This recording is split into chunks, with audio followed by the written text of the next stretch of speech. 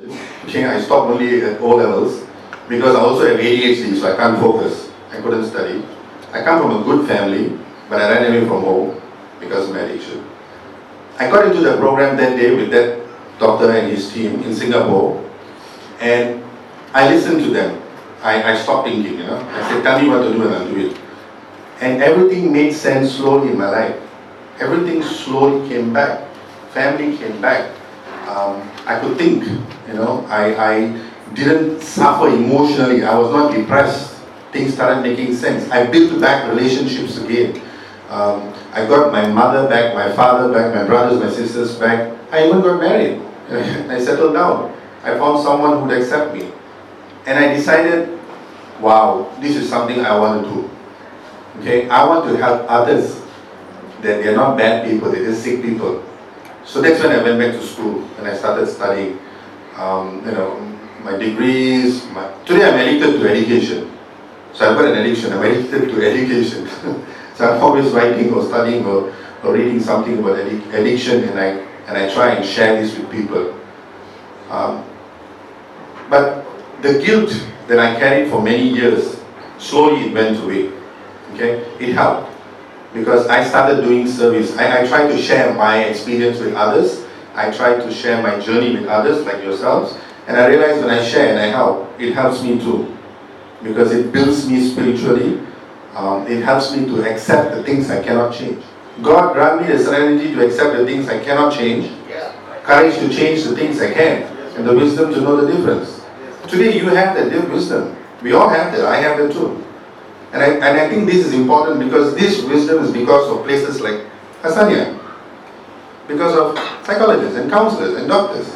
They helped us to show God. For many years when I was drinking, I never believed in God. I thought I was God for a long time. I thought I know everything. But when I came into recovery, I realized, yes, there is God. And I need to surrender to God. And God will guide me through my recovery.